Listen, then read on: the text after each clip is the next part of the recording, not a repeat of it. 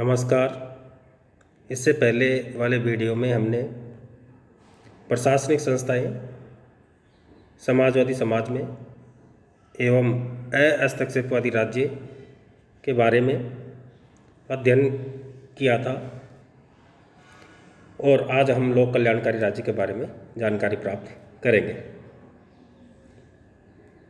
अरस्तु का ये कथन राज्य जीवन के लिए अस्तित्व में आया और अच्छे जीवन के लिए उसका अस्तित्व बना हुआ है।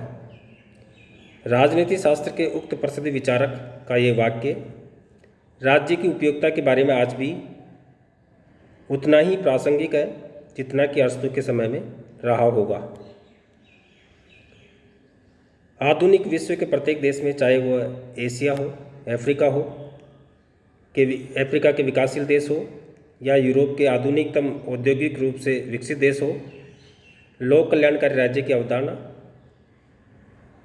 राजनीति व प्रशासन के शब्दकोश का एक अभिन्न अंग बन गई है। अब हम देखेंगे लोक कल्याणकारी राज्य की अवधारणा, ऐतिहासिक पृष्ठभूमि। लोक कल्याणकारी राज्य की अवधारणा एक प्रगतिशील विचार है जिसका धीरे धीरे विकास हुआ है। साधारणतया लोक कल्याणकारी राज्य का अभिप्राय एक ऐसे राज्य से है जिसके अंतर्गत शासन की शक्तियों का प्रयोग किसी एक वर्ग विशेष के कल्याण के लिए नहीं बल्कि जनसाधारण के कल्याण के लिए किया जाता है।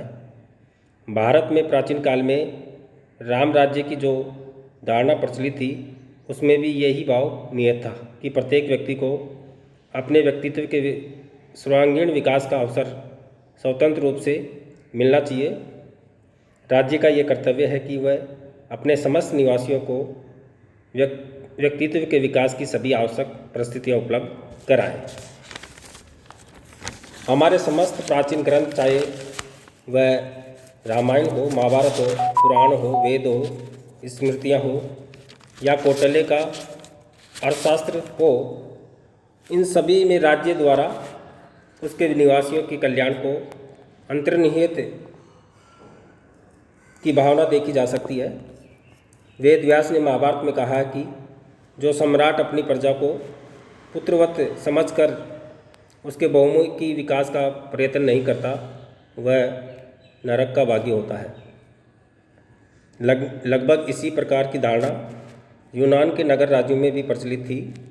राजनीति विज्ञान के प्रारंभिक विचारक प्लेटो तथा अरस्तु ने भी राज्य को एक नैतिक संगठन माना है जिसका उद्देश्य किसी एक वर्ग विशेष के हित में नहीं बल्कि समस्त नागरिकों के हित में कार्य करना होता है। मध्य युग में थॉमस ग्रीन तथा बेंथम ने भी राज्य के इसी लोक कल्याणकारी स्वरूप को अपनी रचनाओं में अभिव्यक्ति दी है। भारत के संदर्भ में हमारे संविधान के 4 अध्याय में राज्य के नीति निर्देशक तत्वों में जो मार्गदर्शक सिद्धांत निर्देशित किए गए हैं, उन समस्त सिद्धांतों में भारत को एक लोक कल्याणकारी राज्य बनाने के लिए दिशा दी गई है। उदाहरण के लिए यहाँ उन तत्वों का उल्लेख किया जा रहा है जो संविधान के इस भाग में भारत को एक लोक कल्याणकारी राज्य बनाने के लिए सम्मिलित किए गए हैं।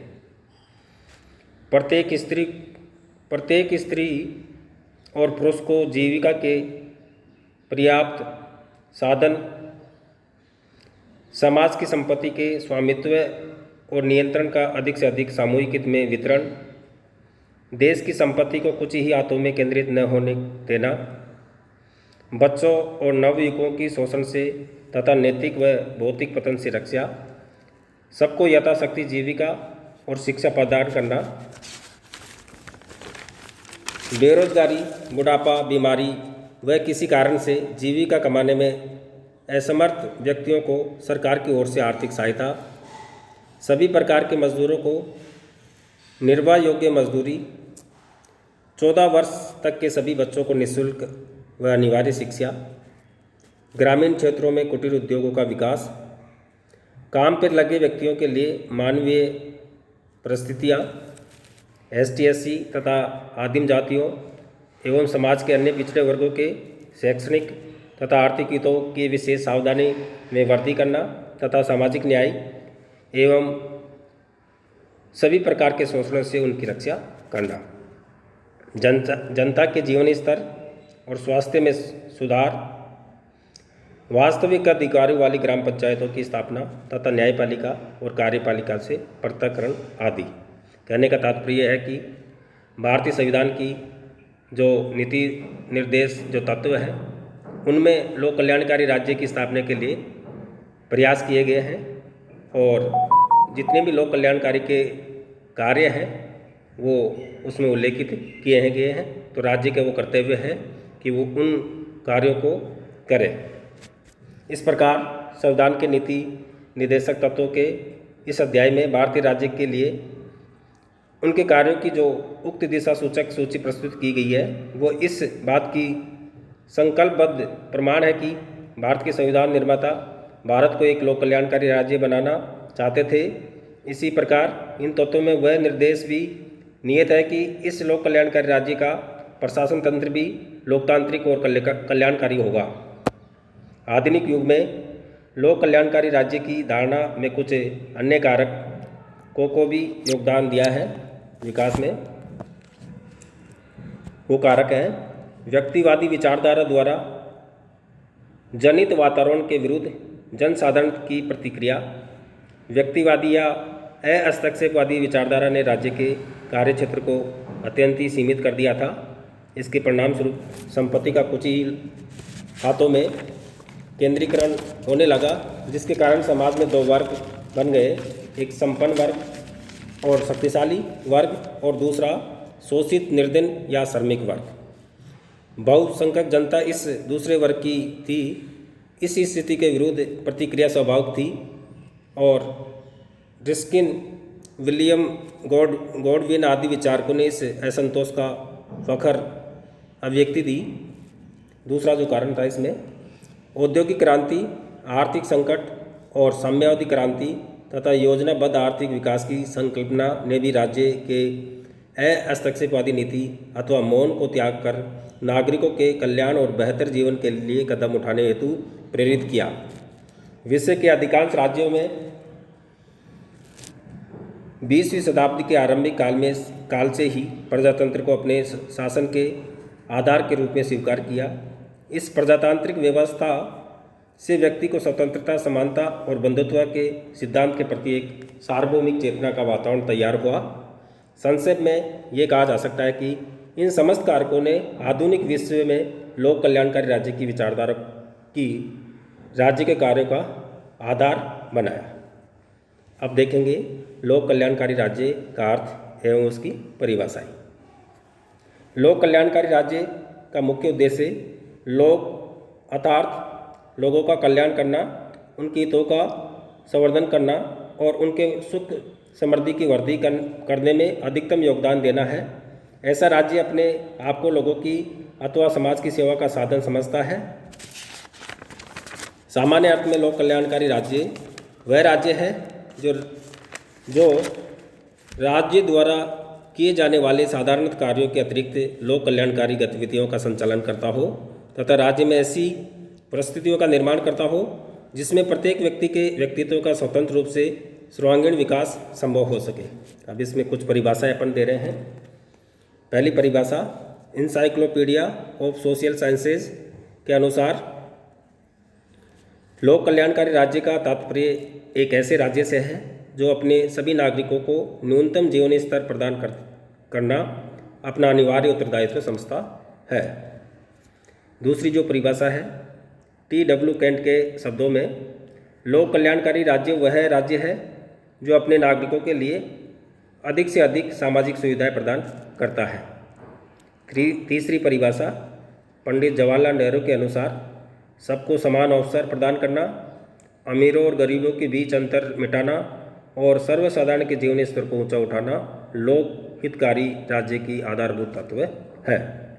इन समस्त परिभाषाओं से यह परिलक्षित होता है कि लोक कल्याणकारी राज्य लोकहित पर आधारित है, जिसका अभिप्राय है सभी लोगों को सामाजिक, राजनीतिक एवं आर्थिक दृष्टि से अवसर की समानता और न्याय उपलब्ध कराना तथा समानता, स्वतंत्रता और बंधुत्वता का वातावरण विकसित करना।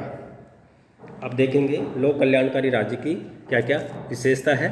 जो पहली जो विशेषता है इसमें, लोक कल्याणकारी राज्य की एक प्रजातांत्रिक राज्य है। लोक कल्याणकारी राज्य मूलतः एक प्रजातांत्रिक राज्य होता है। ये राज्य अपनी जनता की इच्छा के अभिव्यक्ति को और इस इच्छा की पूर्ति को अपने कार्यों का आधार बनाता है। दूसरी है, लोक कल्याणकारी राज्य एक सकारात्मक राज्य है। A.R. देसाई ने अपने लेख the myth of the welfare state में लोक कल्याणकारी राज्य को एक ऐसी संस्था माना है जो आवश्यक बुराई नहीं है बल्कि सकारात्मक अच्छाई लाने में समर्थ है। उनके अनुसार राज्य एक ऐसा साधन है जिसका प्रयोग लोगों को अपने हितों को बढ़ाने के लिए, परिस्थितियों को सुधारने के लिए, स्वास्थ्य और सुरक्षा का प्रबंध करने के लिए करना चाहिए। जो तीसरी जो परिभाषा है, तीसरी जो विशेषता है, लोक कल्याणकारी राज्य मिश्रित अर्थव्यवस्था का पक्षधर है। पूरे वर्ल्ड में सामान्यतः दो प्रकार की अर्थव्यवस्था पाई जाती है, एक पूंजीवादी अर्थव्यवस्था, दूसरी है समाजवादी अर्थव्यवस्था। पूंजीवादी अर्थव्यवस्था यूके, यूएस और फ्रांस, जापान और दक्षिण कोरिया में है, और समाजवादी अर्थव्यवस्था चीन, हंगरी, पोलैंड, उत्तरी कोरिया, पूर्व का सोवियत संघ, रूस, इनमें प्रचलित है। भारत में मिश्रित अर्थव्यवस्था अपनाई गई है। मिश्रित अर्थव्यवस्था भारत में नॉर्वे में, स्वीडन, इजराइल आदि में बनाई गई है। तो मिश्रित अर्थव्यवस्था में जिसमें पूंजीवादी व समाजवादी अर्थव्यवस्था दोनों के लक्षण मौजूद होते हैं। भारत में समाजवादी जो अर्थव्यवस्था है उसके तहत राज्य का कुछ साधनों पर नियंत्रण रखा जाता है, और पूंजीवादी के कुछ ऐसे जो स्वतंत्र उदारीकरण, वैश्वीकरण और निजीकरण के रूप में उसके द्वारा कुछ कदम उठाया जाता है। तो दोनों का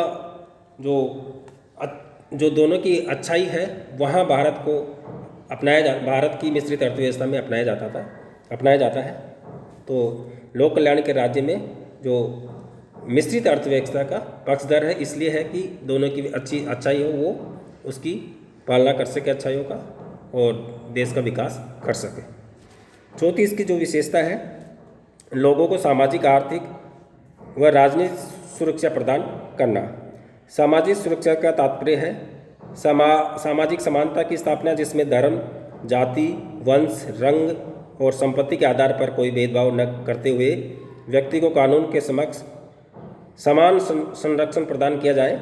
इसी प्रकार एक लोक कल्याणकारी राज्य का यह कर्तव्य है कि वह देश में एक ऐसी आर्थिक व्यवस्था की स्थापना करे जिसमें ऐसे सभी व्यक्तियों को जो शारीरिक और मानसिक दृष्टि से कार्य करने की क्षमता रखते हैं, उनकी योग्यता के अनुसार कोई न कोई कार्य अवश्य मिल जाए।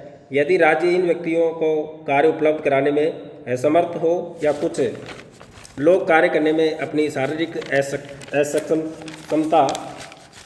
असक्षमता के कारण ऐसाई हो, उनके जीवन यापन के लिए राज्य द्वारा व्यवस्था की जानी चाहिए। लोक कल्याणकारी राज्य के लिए ये भी वांछनीय माना जाता है कि वह व्यक्तियों के लिए राजनीतिक सुरक्षा की व्यवस्था करे। राज्य की ऐसी व्यवस्था की स्थापना के प्रति सजग रहना चाहिए जिसमें राजनीतिक शक्तियों के केवल कुछ व्यक्तियों के हाथों में नहीं अपितु सभी व्यक्तियों में नियत हो, और वे सभी व्यक्ति अपने अधिकतम विवेक के आधार पर इस राजनीतिक शक्तियों का जनहित में प्रयोग करें। अब हम देखेंगे लोक कल्याणकारी राज्य के क्या क्या कार्य हैं। जो सभी राज्यों का जो पहला कार्य होता है ऐसे सामान्यतः वो बाह्य आक्रमण से रक्षा और आंतरिक शांति होती है। इसी प्रकार लोक कल्याणकारी राज्य का भी पहला कर्तव्य और कार्य है बाह्य आक्रमण से देश की रक्षा करना, आंतरिक अशांति है उसको शांत करना, देश की सीमाओं की रक्षा करना, राज्य की संप्रभुता एवं स्वतंत्रता की रक्षा, नागरिकों के जीवन, संपत्ति व स्वतंत्रता की रक्षा करना, आर्थिक, राजनीतिक और सामाजिक सुरक्षा संबंधी कार्य करना। कहने का तात्पर्य है कि वो किसी प्रकार की जो भी अशांति है उसके लिए प्रयास करें और बिल्कुल शांति स्थापित करे देश में। दूसरा जो है कार्य है शिक्षा और स्वस्थ वातावरण संबंधी कार्य। निःशुल्क और अनिवार्य शिक्षा प्रदान करना, नागरिकों के स्वास्थ्य की देखभाल करना, निःशुल्क चिकित्सा व्यवस्था उपलब्ध कराना, ये भी लोक कल्याणकारी राज्य का प्रमुख कर्तव्य है। तीसरा जो कार्य है सामाजिक सेवाओं का निष्पादन। सामाजिक सेवाओं में परिवहन के साधन है, संचार के साधन है, बैंक है, चिकित्सा है, ये बहुत सारे जो कार्य हैं जो सामाजिक सेवाओं में जिनसे कोई आय नहीं होती, इनकम नहीं होती राज्य को, लेकिन उनको संचालन करने का कार्य राज्य का प्रमुख धर्म और कर्तव्य है। चौथा है मनोरंजन के साधनों की व्यवस्था करना, जैसे सार्वजनिक जो पार्क उनका निर्माण करना, खेलकूद की व्यवस्था करना, सिनेमाघरों या रंगमंच, दूरदर्शन, रेडियो आदि की व्यवस्था करना, जिससे कि लोगों का अधिक से अधिक मनोरंजन हो सके। समाज सुधार संबंधी कार्य, बाल विवाह है, छुआछूत है, जाति व्यवस्था है, मृत्यु भोज है, मदपान आदि जो कुरीतियाँ हैं समाज में, उनको दूर करने के लिए सतत प्रयत्न करना चाहिए। और ये कर्तव्य भी है लोक कल्याणकारी राज्य का कि इन सभी समाज में जो बुराई है उनको दूर करने का वो समय समय पर प्रयास करें और निर्देशित करें। छठा है न्याय व्यवस्था की स्थापना। लोक कल्याणकारी राज्य में शीघ्र और सस्ती न्याय की व्यवस्था करें। जो निर्बल है, असक्षम है और गरीब है, उनको शीघ्र न्याय मिल सके, ऐसी व्यवस्था लोक कल्याणकारी राज्य की आवश्यकता है और वो ऐसी व्यवस्था करता भी है। सातवां है निर्बल वर्गों के उत्थान और संरक्षण पर विशेष बल। जो ST SC OBC है, महिला बच्चे हैं, उनकी संरक्षण के लिए कानून बनाए, नियम बनाए और उनका निष्पादन करें, जिससे कि उनका विकास हो सके, उत्थान हो सके और समाज में अन्य वर्गों के साथ वो बराबर के स्थिति में आ सके। जो आठवां कार्य है अंतर्राष्ट्रीय महत्व के कार्य, जिसमें अंतर्राष्ट्रीय महत्व के जो कार्य होते हैं वो जो पड़ोसी देश अपने, उनसे शांति बनाए रखना, सद्भावना बनाए रखना और अंतर्राष्ट्रीय स्तर पर सहयोग प्रदान करना और दो देशों के बीच जो विवाद है उनको सुलझाने के लिए मित्रता संबंधी जो सहयोग करे, ये लोक कल्याणकारी राज्य का अंतर्राष्ट्रीय संबंधी जो कार्य होता है। निष्कर्ष, यद्यपि विश्व के अधिकतर राज्यों में लोक कल्याणकारी राज्य की स्थापना को मुख्य उद्देश्य के रूप में स्वीकार कर लिया गया है, किंतु इसकी प्राप्ति अभी तक कोई भी राज्य नहीं कर पाया है। ऐसा प्रतीत होता है कि ये अवधारणा केवल एक सैद्धांतिक स्वरूप में ही रह जाएगी।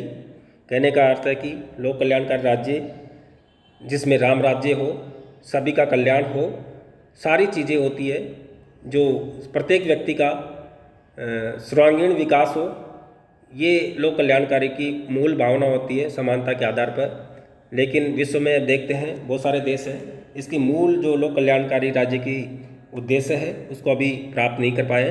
प्रयास है ये पूर्णतः जो ये नहीं कहा जा सकता कि विश्व में ये संपूर्ण लोक कल्याणकारी राज्य के कार्यों को निष्पादन करता हो, ऐसा कोई देश अपने को देखने को भी नहीं मिला है। अब इस भारत एक लोक कल्याणकारी राज्य है, इसकी एक समीक्षा करेंगे कि भारत किस प्रकार एक लोक कल्याणकारी राज्य है। भारतीय संविधान में नीति निर्देशक तत्वों में राज्य को लोक कल्याणकारी की जिन नीतियों पर आगे बढ़ने के लिए दिशा निर्देश दिया गया है, भारत की सरकार उस दिशा में आगे बढ़ रही प्रतीत होती है। यदि भारत में लोक कल्याणकारी राज्य की स्थापना और उसकी प्राप्ति की दिशा में औपचारिक घोषणाएं, नारेबाजी और काल्पनिक उड़ान सरकार और प्रशासन के क्षेत्र में अधिक हुई है, लेकिन उनकी क्रियान्वयन संभव नहीं हो पाई है। 1990 के दशक में नई आर्थिक नीतियां, उदारीकरण, निजीकरण, वैश्वीकरण, पब्लिक चॉइस अप्रोच, इनके कारण सरकार के कार्य में कमी की जा रही है, जबकि लोक कल्याणकारी राज्य में अधिक से अधिक सभी कार्यों को करना पड़ता है, लेकिन पब्लिक चॉइस अप्रोच के माध्यम से राज्य के कार्यों को सीमित करते हैं और लोगों को अधिक से अधिक चॉइस के आधार पर उनको विकल्प दिया जाता है। तो ये कहीं कहीं लोक कल्याणकारी राज्य में बाधा बनी हुई है। भारत में अनेक क्षेत्रों में राज्य ने अपने दायित्वों को निजी उद्यमियों को सौंप दिया है। शिक्षा का निजीकरण किया है। परिवहन, संचार साधन, डाक व्यवस्था, विद्युत वितरण आदि निजी क्षेत्र में दे दिया गया है, जबकि लोक कल्याणकारी राज्य में नागरिकों की सामाजिक सुरक्षा हेतु उक्त सेवाओं का संचालन का दायित्व राज्य का होता है। कहने का अर्थ है कि जो लोक कल्याणकारी राज्य है उनमें जो जो कार्य होते हैं वो कार्य आज भारत में काफ़ी कुछ निजी क्षेत्र में सौंप दिया गया है। भारत में कुछ अन्य कारण जैसे आर्थिक साधनों की कमी, नौकरशाही की नकारात्मक भूमिका, वैचारिक संघर्ष की समस्या, राजनीतिक अस्थिरता आदि ने लोक कल्याणकारी राज्य की अवधारणा को पीछे धकेल दिया है। बहुत सारे कारण हैं जिसके माध्यम से भारत में अभी लोक कल्याणकारी राज्य जैसा होना चाहिए वैसा नहीं है। इसके लिए प्रयास करना चाहिए। धन्यवाद।